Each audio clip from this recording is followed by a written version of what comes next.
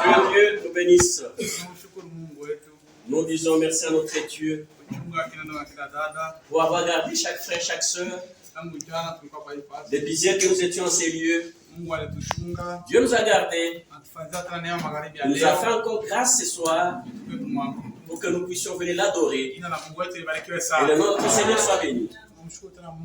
Nous disons encore merci à Dieu pour nous avoir accordé la grâce.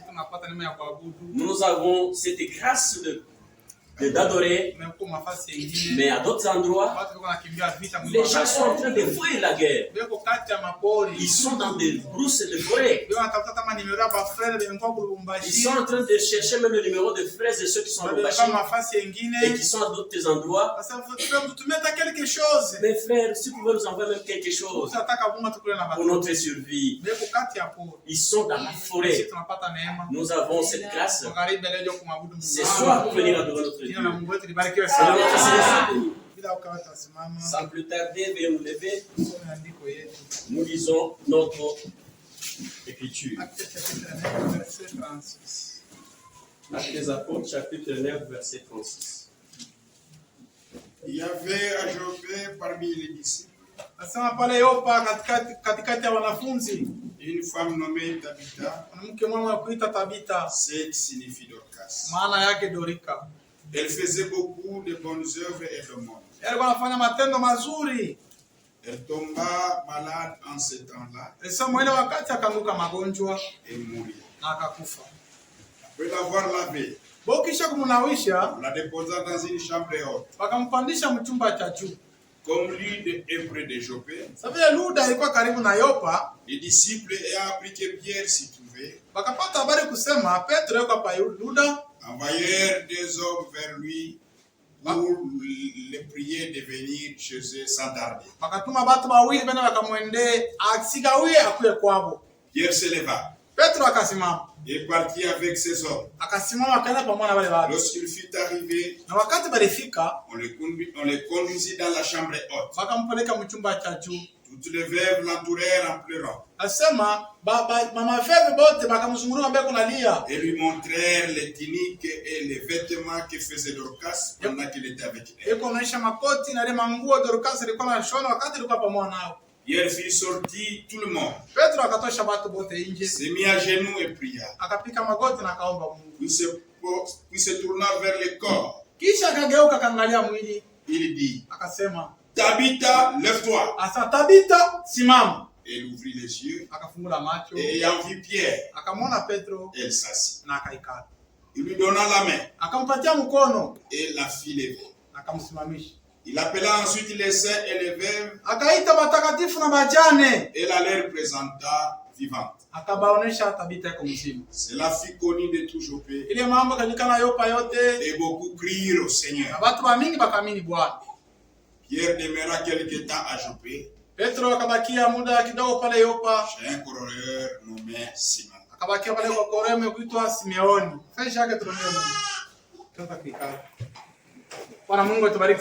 Que Dieu nous bénisse. Nous avons notre sujet.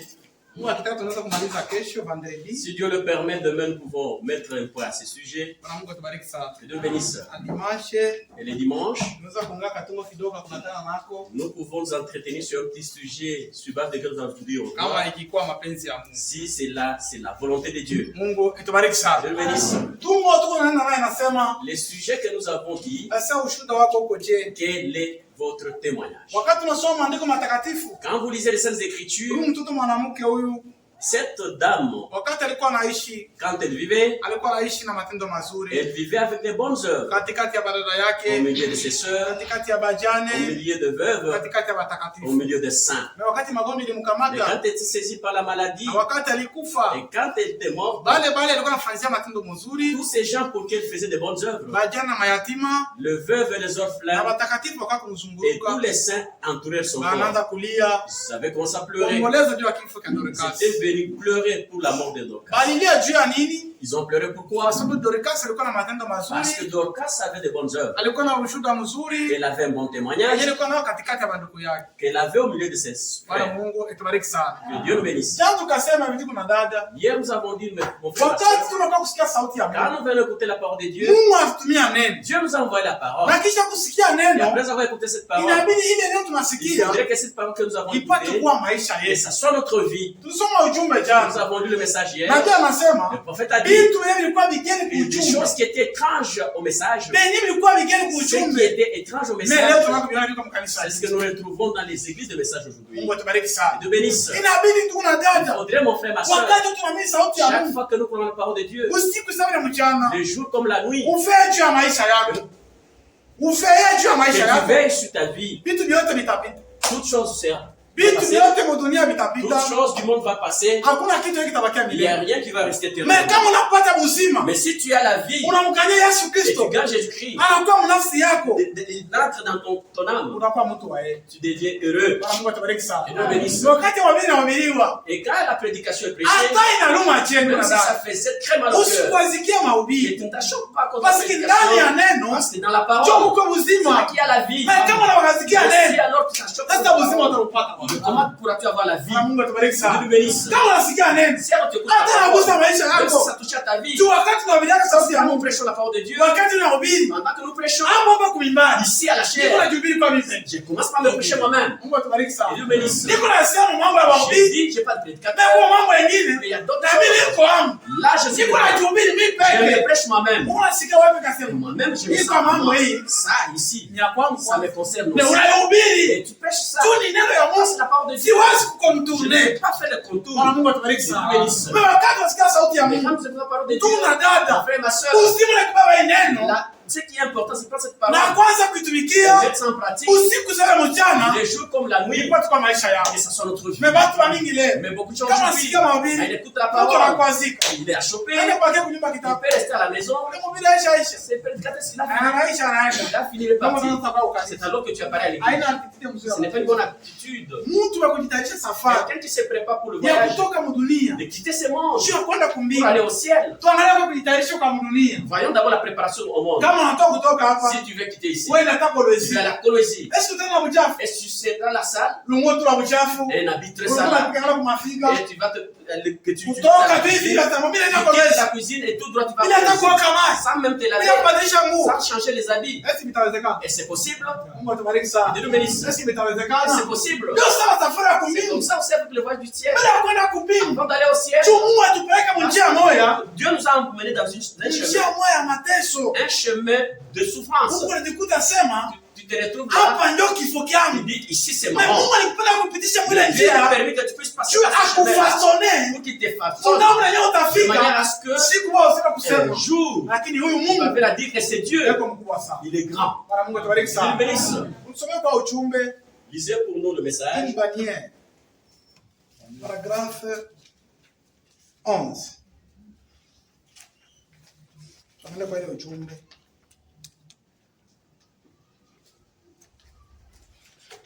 Paragraphe 11.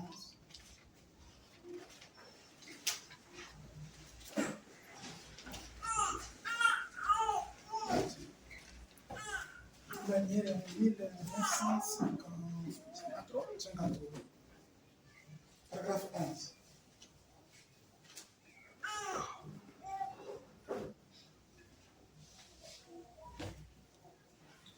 Maintenant, dans notre pèlerinage, nous avons constaté dans le désert, eh bien, ils se sont mis à pécher. Après que Dieu leur ait béni, et qui les ait fait traverser la mer Rouge. N'est-ce pas étrange?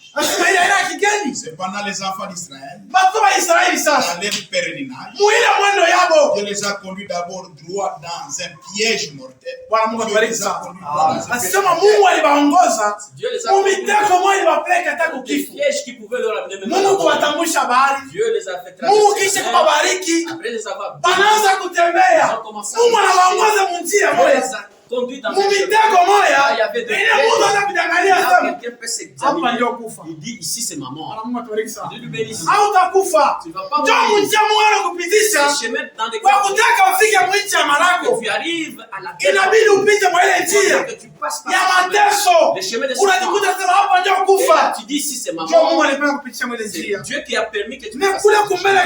Et là où tu vas, il y a la vie et la terre promise. Dieu à la mer Rouge, l'armée de Pharaon venait à leur poursuite. Il y avait des montagnes de chaque côté. La mer les bloquait. Mais le camp de Dieu traversa la mer. Amen. Si tu traversais des difficultés, mon frère, ma soeur, Dieu a fait passer par là. Ici c'est la mort. Mais là où tu vas, Dieu met ici des montagnes, ici des montagnes, et devant toi la mer. Ça peut arriver que le montagne se lève. Dans ce chemin de la foi, inabidi magonjwa, la souffrance, watu kukusarau, maladie, les gens watu kukushusha heshima, et même kulala na njala, ni milima yako nalamuka, njia ya imani, wakati unatembea, kwa kwenda mwisho ya malango. Na wakati unafika unakuta mlima, fika kwa mtoto ya Mungu, usihangaike. Katikati ya watoto wa Mungu, kuna nguzo ya moto, itafungula bahari, na mnavuka. Et tu vas traverser. Dieu bénisse. Mon frère, ma soeur, ce soir. Hier, nous avions parlé d'un point. Mais monsieur, c'était un frère d'orgueil. Il a dit ceci. Tout ce qui concerne la religion, mais la science et c'est là soit mis il a pris son pied, il a placé sur la Bible. Il a dit aux gens les jours que je mourrai, qu'on fasse pour moi un mémorial. C'est un mémorial qu'on va faire pour moi avec le dessin de la Bible, avec mon pied dessus. Mais si je c'est ce que j'ai, quand je meurs dans ma tombe, c'est la sorte de cette tombe. Nous avons lu le prophète. Il a dit même sur sa tombe il y a des chaînes de serpents tout autour. Mon frère, ma soeur, nous vivons dans ce monde. Nous devons savoir qu'au ciel il y a quelqu'un qui a le souffle de vie. Il y a le pouvoir. Tu ne vas plus respirer aujourd'hui et tu ne vas pas respirer. Nous marchons notre vie. Cela témoigne. Nous sommes des véritables chrétiens. Nous ne quittons pas la chrétienté. Jésus-Christ m'a dit. Moi je vais témoigner. Parce que mon témoignage est vrai. Parce que même Jean lui-même a témoigné de moi. Les œuvres que j'ai faites témoignent de moi aussi. Moi aussi tes œuvres témoignent aussi. Si tu es chrétien, si tu n'es pas chrétien, si tu n'as jamais été chrétien, c'est le moment de prendre des décisions et tu vives la parole. Et tu sois un véritable chrétien. Mais si tu es chrétien, mais tes œuvres à toi, ça va témoigner ce que tu es. Dieu bénisse. Lisez pour nous le message.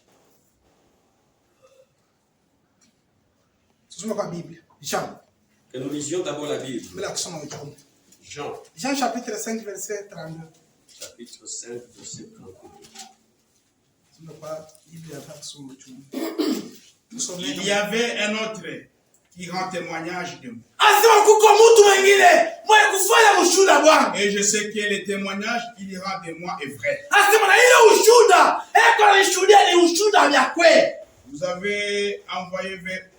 Vous avez envoyé vers Jean. Et il a rendu témoignage à la vérité. Pour moi, ce n'est pas d'un homme que je reçois les témoignages. Jésus-Christ, j'ai envoyé vers Jean m'a témoigné. Il a témoigné à cause de la vérité. Cette vérité, c'est Jésus-Christ. Il a dit aussi, je n'ai pas besoin de témoignage de Jean. Moi-même, mon témoignage à moi, c'est un témoignage vrai. Dieu bénisse.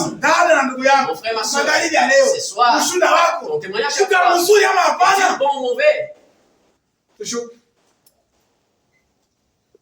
Mais je dis ceci afin que vous soyez sauvés. Jean était la lampe qui brille et qui luit. Et vous avez voulu vous réjouir une heure à sa lumière. Moi, j'ai un témoignage le plus grand que celui des gens.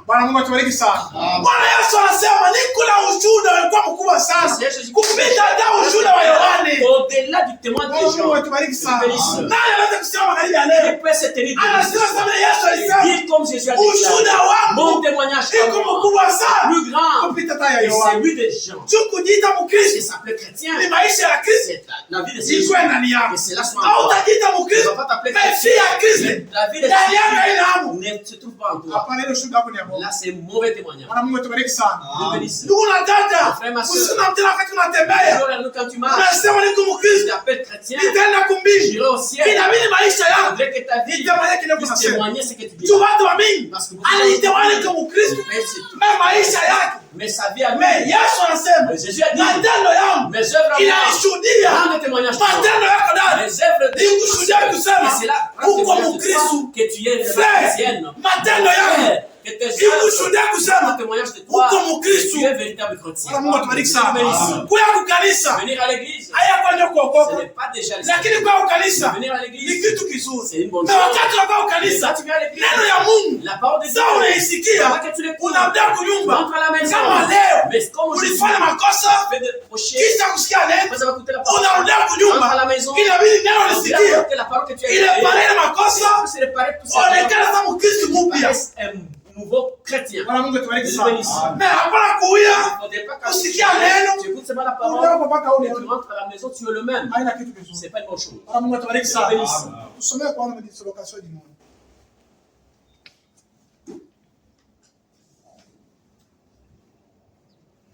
Paragraphe 86, pas 88.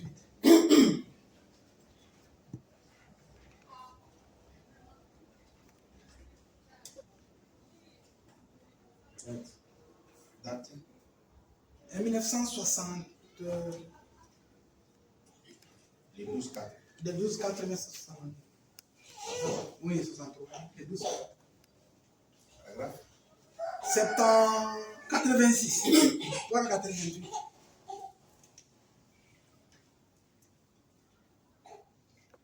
Quelqu'un m'a dit, il n'y a pas longtemps, il a dit, frère Branham, ne voudrez-vous pas laisser ces femmes tranquilles au sujet de couper leurs cheveux, de porter les shorts et autres? Ne le voudrez-vous pas? Ne le voudrez-vous pas? Il insiste, frère Branham. Tu ne peux pas laisser que ces femmes qui coupent les cheveux, qui mettent des culottes, qu'elles soient libres. Frère Branham. Pourquoi tu ne peux pas laisser qu'elles soient libres? Frère Branham. Tu ne peux pas laisser qu'elles soient libres. Il a insisté 3 fois. Il a dit, les gens vous considèrent comme un voyant du Seigneur.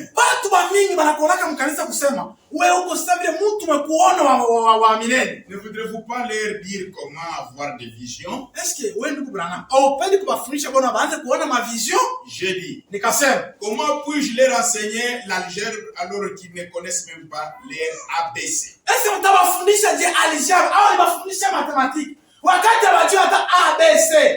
Et plus, prêcher, pire, ils deviennent. Alors vous voyez, qu'est-ce que je veux leur apprendre? Les mystères des choses cachées. ABC. Ils n'ont pas encore maîtrisé. Prêche la parole de Dieu. Les gens écoutent. Quand ils rentrent à la maison, ils prêchent avec toute force. Mais quand ils rentrent à la maison, ils deviennent plus pires qu'avant. Il vient toujours venir à l'église. Tu écoutes la parole. Tu te fais plus pire qu'avant. C'est pas une bonne chose. Tu écoutes la parole de Dieu. Si tu étais mauvais, il faudrait que tu sois changé. Dieu bénisse. Vous allez amener de prédicateurs. Il arrive à un certain moment, les pasteurs se fatiguent. Il dit qu'ils se conduisent d'abord eux-mêmes. Et il reste calme.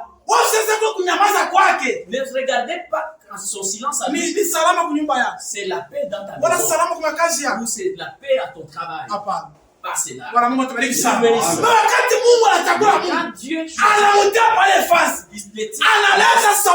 donne sa parole, il faudrait que cette parole, avant que tu l'écoutes, il faut une transformation de ta vie. Et tu dis, c'est ici. Il a écouté la parole de Dieu. Et cela l'a transformé. Aujourd'hui, il devient plus pire qu'avant. Les gens commencent à regarder. Mais prêche la parole. Il prêche la parole. Il lit les messages. Il lit la Bible. Mais la sœur reste la même. Le prophète dit, j'ai prêché fort. Mais les gens deviennent de plus en plus pires.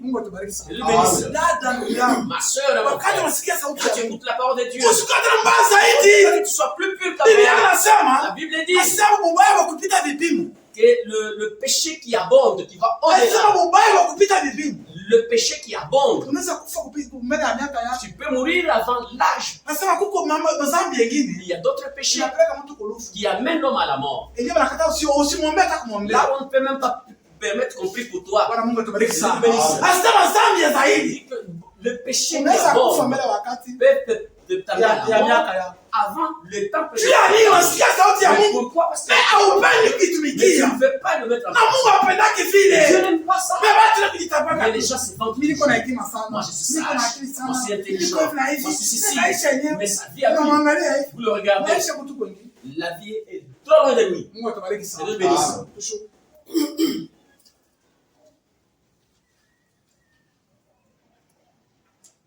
alors vous voyez, tout le système est pourri et se disloque. C'est tout. Dieu ne vous sauve pas, ne sauvera pas le monde par une organisation ou un système. Il le sauvera par le Saint-Esprit. Et le Saint-Esprit est la parole rendue manifeste. Ce sont les promesses de Dieu rendues manifestes. Oui, oui. Nous avons adopté nos traditions. Et nous avons rendu la parole de Dieu sans effet. La parole de Dieu est prêchée. Et c'est là manque. Au lieu que les gens cherchent le entre en eux, les gens ont adopté les conditions de leur organisation. Et commence à vivre comme ça. Un jour, le prophète est allé voir pour s'interroger. Il a dit, le Dieu c'est quand les gens qui est contraire à la parole. Et c'est la chasse de Dieu. Si tu mets il n'est pas concorde à la parole de Dieu, tu fais chasser Dieu. Mais Dieu est déjà parti. Dieu peut pas sauver le monde avec les organisations. Dieu va sauver le monde au travers du Saint-Esprit.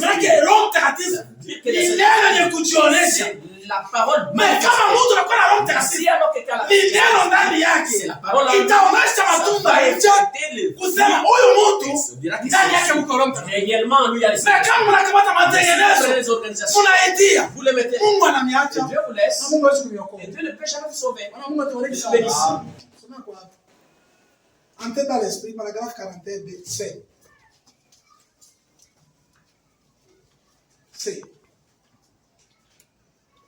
Ce dont nous avons besoin, ce n'est pas un acte de psychologie,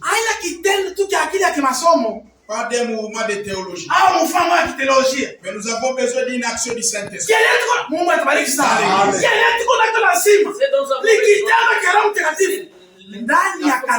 Dans l'église, si l'Esprit de Dieu dans l'église, les prodiges et les miracles nous accompagnent. Le prophète dit, c'est dont nous avons besoin, c'est l'action du Saint-Esprit dans l'église. D'entendre les gens crier, où est ce Dieu qui vivait autrefois? Où est ce Dieu de la Pentecôte?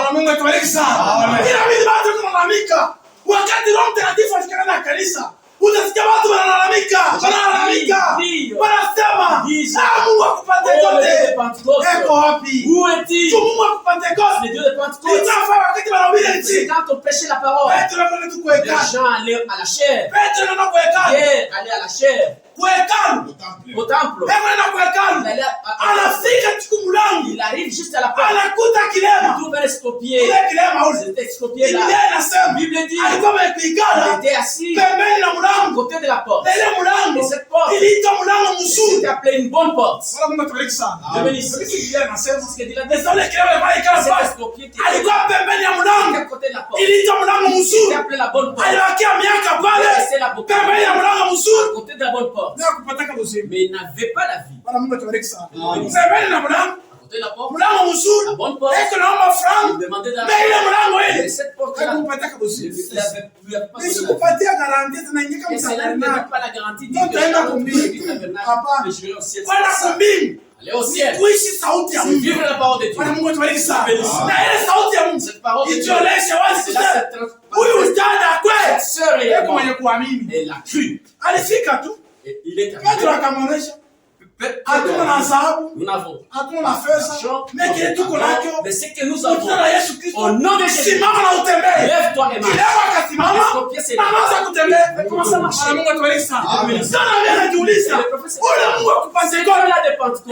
Où est-il aujourd'hui? Il est où? C'est Dieu de Pentecôte. Où est-il ce soir? Notre vie a chassé le Dieu de Pentecôte. Si le Dieu de Pentecôte descendait ici, il ne saura même pas ce qu'il y a. Même danser. Il ne danser comme tu as pu danser. Kama Mungu akupentekoste anashuka ndani ya kanisa ici, hautatenda na esthétique. Amen. Unajua tu mfuate na mikono na esthétique yote. Hautatenda na esthétique. Wakati unatenda na esthétique, maana ile roho ya kweli, roho ya kupentekoste, l'esprit de Pentecôte hayashuka. N'est pas encore. Kama inashuka, utasikia mtu pale eko analalamika. Wewe kama meleka kimwili na mwangalia. Anaonyesha nini? Mayaki kusema Mungu akupentekoste alishashuka. Kama yashuka, kama hana hako, les gens peuvent chanter avec esthétique yote. Mtu kutengeneza mikono kuipapika. Ni Mungu akupentekoste alishashuka. Le Dieu de Pentecôte n'est pas comme Mungu akubariki sana. Kama yashuka, si le sang c'est tout ça va se casser ici. Kama unapiga tu louange, si vous faites la louange ici, kila mtu ni kuruka na anapita, chacun en l'air. Unatoka hapa, et vous quittez ici, 3 chaises cassées. Puisque Mungu akupentekoste eko katikati yetu. Mais kama ana, mais s'il n'est pas là, vous dansez, vous chantez comme si vous wote mkucheza namna moja à l'école. Mungu atubariki sana. Tous en train de danser. Hakuna sema kwa moja kwanza. Eko na fika dansa l'esprit. Aina en train de danser l'esprit. Tu as nini? Pourquoi? L'esprit de Pentecôte n'est pas là. Donc ma bien nasema. Où est ce Dieu là? Où est ce Dieu? Où est-il? Il est où ce Dieu de Pentecôte? Il est où ce Dieu de Pentecôte? Ce soir, qui peut me pointer le Dieu de Pentecôte? Montrer ici. Montre le Dieu de Pentecôte. Réellement, nous voyons la Pentecôte. Le prophète dit, où est ce Dieu? Le Dieu de Pentecôte. Où est-il ce soir? Où est ce Dieu qui s'empare du cœur des pécheurs et les rend blancs comme la neige? Amen. Na kumubadilisha anamweka mweupe sa theluji. Eko wapi ule Mungu? Mwana Mungu atualisa. Watu walikuwa tu mkanisa. Alikuwa na mizigo yake asamu. Avec tous les péchés. Il rentre avec le même fardeau. Hakutani na Mungu hapa. Il s'est pas rencontré avec le Dieu de Pentecôte. Mwana Mungu atualisa. Ule Mungu hapa c'est Dieu de Pentecôte là. Mwana anataka kushuka mahali ya leo. Anaingia moyo sasa. Du cœur de péché. Il trouve les péchés. Anaitosha. Maintenant. Alléluia. Anaitosha. Les péchés. Anamfanya kama huko. Comme des pieds blancs. Comme la neige. Ule Mungu. C'est Dieu là. Où est-il? Alléluia. Ule Mungu C'est Dieu là où est-il? anataka kushuka. Le Dieu qui peut descendre. Magharibi ya leo. Ce soir. Kukuta ndani ya damu. Kwa maisha ya usharati. Avec la vie de pureté. Anaingia. Entre. Anageuza. Anakamata maisha. Forme sa vie. Ile ya usharati. Vie de anaitosha hivi. Anakamata Roho Mtakatifu. Alléluia. Anakamata Roho Mtakatifu. Anaacha mnafsi. Dans son âme. Wakati mtu anatoka. Eko tunafurahi moyo. Nasema mimi naokoka. Sasa ule Mungu ule. Aka wapi? Ule Mungu ako magharibi ya leo. Tuko na mazao tele hapa. Nous avons des péchés ici. Nous avons des péchés ici. Alléluia. Kusemea vitu vibaya. Kusemea vitu vibaya.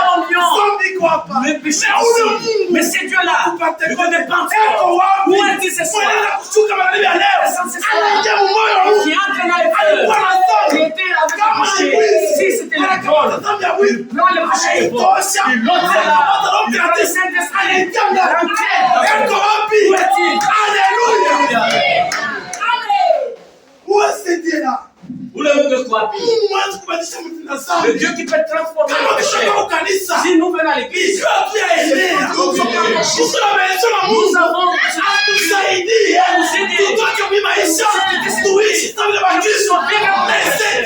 c'est Dieu là. Où est-il? Alléluia.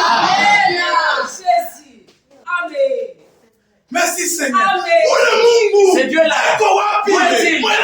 Lui qui fait ça. Dans l'église ce soir. Dans le cœur. Amen. Il a ceci. Il a fait ceci. Il a fait ça. Il a fait aussi ceci. C'est celui-là qui vous a bloqué. Je voudrais dire ce soir. Je voudrais c'est Dieu là. Alléluia. Si écoute la parole, à la maison. Et c'est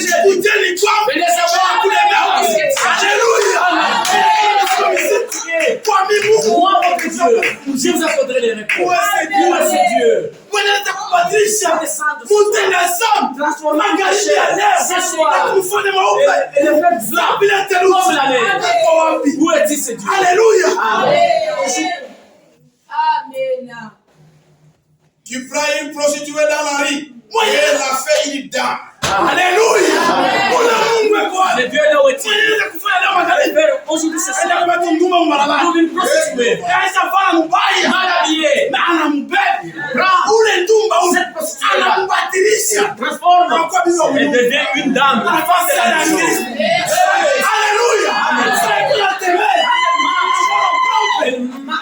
Alléluia. Mais il était prostitué. Le Dieu des cieux.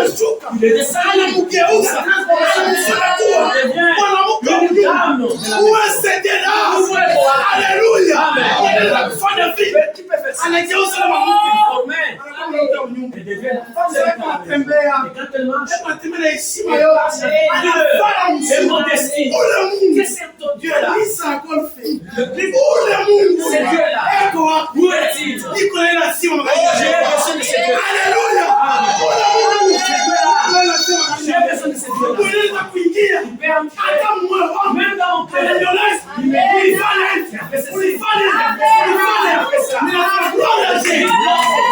Alléluia.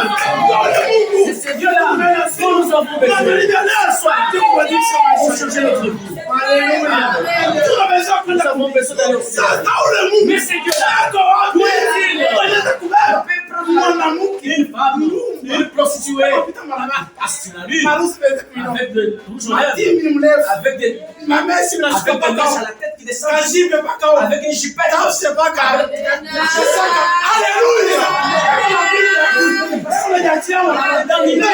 Mais le Dieu des cieux, il la rencontre. Dans son cœur, il a envie de la prostitution. Bon, c'est là.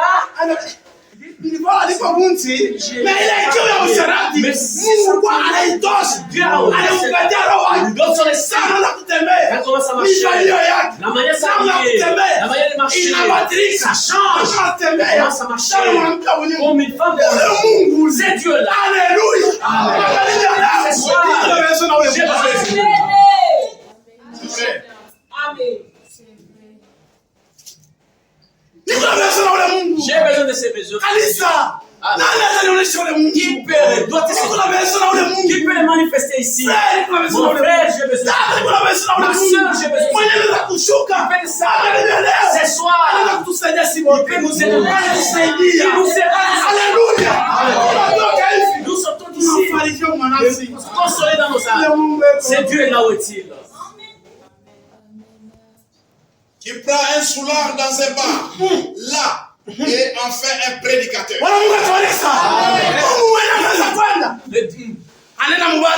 Il est dans un bar aujourd'hui. Il sait à quel hôtel. Il trouve un soulard. Par terre. Un papa. Bien ivre là. Bonjour papa. Bonjour. Mais le Dieu des cieux, c'est lui là, c'est soulard là, le soulard là, il le prend, et puis il met l'envie il met son esprit, il les transforme, lui qui était soulard, le prédicateur de la parole. C'est Dieu là, où est-il ce soir? Je vais vous dire que c'est mon fils. J'ai besoin de ce Dieu là ce soir. J'ai besoin de ce Dieu là. Prendre un soulard. Ivre à mort. Il ne connaît même pas. Il a des enfants. Il se soucie de rien. Il est ivre. Il est parti. Il se soucie de rien. Même si on mange. Le pauvre est là. Le Dieu des cieux. Le Dieu de Pentecôte. Alléluia. Amen. Le Dieu de Pentecôte descend. Il le prend. Il le regarde. C'est monsieur ici. Il va annoncer la parole. Il faut dire que je il a envie de l'ivresse. Il met de côté. Il dit maintenant. Moi responsable. Dans un bar. Je ne veux plus jamais boire. Entre scènes. Un jour il marche. Il regarde l'église. Les gens là-bas. Chaque jour. Les gens pour écouter. Il s'assoit. Il écoute la parole. Il lève sa main. On va l'immerger dans l'eau. Je dis à l'église. Un jour, c'est lui-là qui était sous là. Le Dieu des cieux. Il est transformé. Un jour, Alléluia. Il dormait dans des bars. C'est Dieu. C'est Dieu là qui peut faire ça. Ma soeur, montre-moi ce Dieu. C'est Dieu là. Où est-il? Il a transformé un soulard. Il est un prédicateur de la parole. Un prédicateur de la parole. Dieu a un pouvoir. Moi, je me souviens de là où mon Dieu m'a retiré. Moi, j'étais un homme. Même si tu es plus âgé que moi, regardez au village. Là, nous étions près des rivières. Vous allez vous laver et vous rentrez au village. Tous les enfants allaient là-bas. Les grandes personnes ici. Mais moi, là, je suis fier de moi-même. Je me dis, moi ici, j'ai des gris-gris. Je descends là, à la rivière. Allez, tenez ces petits-là. 3 personnes avec moi. Ils veulent te faire coucher. Et ils sont bâchés. Et ils échangent de mettre par terre. Mais les jours que j'ai rencontré, et j'ai été immergé dans la Na nisantile tu vitu Je me vyote. suis senti que tout ce que j'avais Kama en moi, nilikuwa nakwazika, si j'étais macho nakuwa rouge. le jet était devenu Mais rouge, qu'est-ce devenu qu'il va rouge. dire? Et après ma Kurudia hivi. j'étais rentré désarmé. Kanisa, ule Mungu ule Ce Dieu-là, yuko wapi? où est-il? Patie ule Mungu. Montrez-moi ce Dieu-là. Wewe lazima. J'ai besoin de ce Dieu. Ele Non, frère, j'ai besoin de Wanaweza ce Dieu. kushuka Tu hapa. vas descendre ici. Anatuweza si watu ya Tu kufanya. vas tous ici nous montrer ce que nous devons Niko naye faire. lazima. J'ai besoin de ce Dieu-là. Mungu yuko wapi? Où est-il dans ce Mungu Dieu? kanisa. Où est ce Dieu qui peut agir là? Ole Mungu. Mwenye anaweza kushuka pale na kufanya kazi yako wapi? Prendre des jambes d'un estropié et les redresser. Kubeba mikulu ya haleluya. Kubeba mikulu ya kilema. Prendre les jambes de l'esclave. Mungu anafaa tembea. Quelqu'un qui marchait avec des jambes d'arrêt. Des jambes Mais ule Mungu wa Mais le mbingu Dieu des cieux, wa le Dieu kupentekoste de Pentecôte, anashuka. descend. Anakamata ile Il mikulu. prend toutes ces jambes. Anakuinyorosha. Il les dresse. Haleluya. Mikulu ilikuwa hivi. Les jambes Mais mikulu inanyoloka. Mungu anakutendea tu. Comment ça marche? Ule Mungu C'est Dieu-là. eko wapi? Où est-il? Mwenye kubadilisha Il fait changer. mikulu ya kilema. Magharibi ya leo. Mikulu inanyoloka. Les jambes de l'esclave. Où est-il ce Dieu-là? Eko wapi? Où est-il ce Dieu? Mon frère, j'ai besoin de ce Dieu. Ma soeur, j'ai besoin de ce Mwenye Dieu. kutembea magharibi ya leo. Il peut nous visiter ce Na soir kutanisha kusema et nous dire kesho hii demain, atatosha mtu je kukolwesha. vais ramener quelque chose Atafika hapa. qui sera ici. Atafanya hivi. Grâce ici. Atafanya hivi. Grâce là. Mwaka kesho. L'année prochaine, Utaingia kanisa vous mzuri. allez penser pour moi une église. Ule Mungu eko wapi? C'est Dieu là où est-il? Lazima. J'ai besoin de ce Dieu là. Aseme tu neno Qui moja. dit seulement une parole Konsole nafsi pour yako. consoler mon âme. Unatwalisha. Il peut redresser les gens. Mikulu ya Les kilema. gens de l'escropier. Leo nakaa kilema. L'escropier. Mimi nakuwa natoka pale. Mikulu inanyoroka. Toutes les gens me Watu doivent. wote wako nashuhudia. Tout le monde témoigne. Huyu Mungu Celui-ci, alienda il kilema. est parti sur Kanisa yao. leur Mimi église. anarudia. Mais au retour, Kilema unaisha. toutes ces gens sont redressés. Dada. Mon frère, ma soeur, Tunamfukuza Mungu nous mkali. avons chassé l'église Juu ya de maisha Dieu yetu. dans notre temps. Bwana Mungu atuaisha. Tunamfukuza Nous avons Mungu. chassé Dieu Dhambi. dans notre temps. Juu ya maisha À yetu. cause de notre vie. Tumeiseka vivre. Moi, j'ai déjà vécu. Mungu anasema Dieu dit, mkenzile sana. ainsi dit le Seigneur, Unatafuta mifariseni. vous voulez que je fasse quoi pour vous? Nasema buntu unapita sana. Non, nous n'avons plus d'habits. Tuangalia nkamba tukamate nyama. Tunaangalia nkamba tukamate nyama. Nous allons regarder nos pièges, on nous regarde. Tunapenda wewe Mungu Nous tulishe. c'est notre Dieu qui nous nourrisse. Usiku vendredi. Nous sommes la nuit de vendredi. Tunaomba Mungu. Nous prions Dieu. Mungu anasema Dieu dit, bale bote nilikuwa na mankamba tous mkuu. ceux-là Bapite qui pa ont des masaba. pièges dans des Bapite pa masaba. ici à la chair. Bale bachaki wanabazungurusha. Et c'était là Kila mtu atoka akakala kwa nafasi. que chacun retourne. Kesho hii. Demain, Mwana mkamalia makamba. allez visiter vos pieds. Bado wanaamka usubuhi. Et quand ils se sont levés le Mungu matin, anaingia ils kumungu. sont allés aussi par ici. L'autre regarde ici, Huyo unaleta nyama tatu. l'autre amène ses 3 gibiers, l'autre 4 gibiers. Kama mkuu Dans nyama. les quand il y a des animaux et l'odeur de la viande. Dada tulipe ule Mungu. Mon soeur, je Frère, veux tulipe ule que Mungu. tu montres ce Dieu-là. Anasema tu neno moja. Une seule parole. Neno tu hii. Une seule Neno parole. tu moja. Une seule parole. Ibadilishe vitu vyote. Pour transformer tout. Ule Mungu. C'est Dieu-là. Où est-il ce soir? Mwenye tunaosha mikulu ya kilema. Père, dressez Na les jambes. mpeni na magharibi ya leo. J'ai besoin de ce Dieu-là ce Unipatie ule soir. Mungu. Montre-le-moi. Napenda ule Mungu. Asema tu neno moja. Qu'il dise cette parole. Ya kanisa ya God. Que c'est Ni Mungu wa mbingu. que le Dieu de Nasema hivi. Moi, je dis ceci. Neno tu Une moja. seule parole. Alléluia. Neno tu Une moja. seule parole. Kanisa. Une seule parole. L'église. Kanisa. L'église. Ulale chini. Ulale chini. Unaombe Mungu. Mungu aseme tu Dieu neno. dit cette parole. Neno tu Une moja. seule parole. Kanisa. L'église. Kanisa. L'église. Kila siku mikate na machai. Chaque fois, le Père Ulale chini unaombe Mungu. Mungu wa Pentekote. Aseme tu neno moja. Ulale chini. Haleluya. Ulale chini. Unaombe Mungu. Aseme tu neno moja. Tunaika kanisa. Mungu mbingu. Ici au ciel. Huku mwanaume. Haleluya. Kama tunaomba. Atasema tu neno moja. Kila kitu Tout ça sera réglé ici. Kanisa la Kristo. L'église de Christ Ulale chini mtafute. doit même partir chercher Dieu. Mtafute Mungu. Na Mungu ataonekana. Et Dieu va se manifester. Kama unaanza tu kuomba. Si vous commencez à prier, Maisha ya maombi. la vie de la prière, Kutaka Mungu. sentir Dieu. Puisque maisha ya maombi. Parce que la vie de la Iko prière accompagné na est sanctification. et accompagner la fructification. Vous arrangez vos vies et vous priez Dieu. Mais quand vous priez Dieu, vous priez Dieu. Le Dieu des cieux. Dis ses paroles. Tout le monde sera alléluia. Le matin, priez Dieu. Il fera quelque chose pour vous. Faire voir ses yeux aveugles. Ule Mungu mwenye anaweza kufanya magharibi ya leo, mtu alikuwa kipofu, yeye kutoka pale macho inaona. Faire entendre des oreilles des Mungu sourds. atubariki sana. Mtu anakuwa masikio yake haisiki yake. Mekuya tu hapo, yeye kutoka tu pale masikio inaanza kusikia. Uwe Ces cancers. ule Mungu ule mwenye mtu yuko na kanser kufika pale fast, onction na shuku, Mungu wa Pentecoste kuna toka kanser inaisha. Mungu yuko wapi? Où est le Dieu qui avait fait cela autrefois? Alléluia! Ule Mungu alifanya kile wakati ya zamani. Où est-il? Où est-il? Où est-il l'église?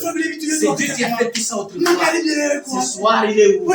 Il est où? Le prophète dit, c'est Dieu qui a fait tout ça autrefois.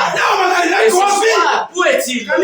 L'église, où est-il? Tu peux me montrer ces dieux-là. Je veux ces dieux-là. Il dit cette parole. Il cette parole. Il cette parole. Il cette parole de Dieu. Si c'est la ici, ça va créer mon histoire. Je veux ces dieux-là. Alléluia. Amen. Ma soeur, mon frère, maman, j'ai besoin de ces dieux-là. C'est cette parole pour que tout soit change.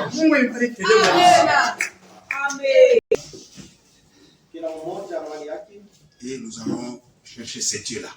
Nous avons besoin tous de ces dieux-là. Et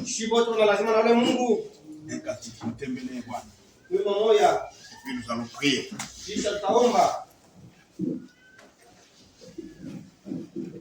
Ututemele Baba, temele, ututemele Baba, temele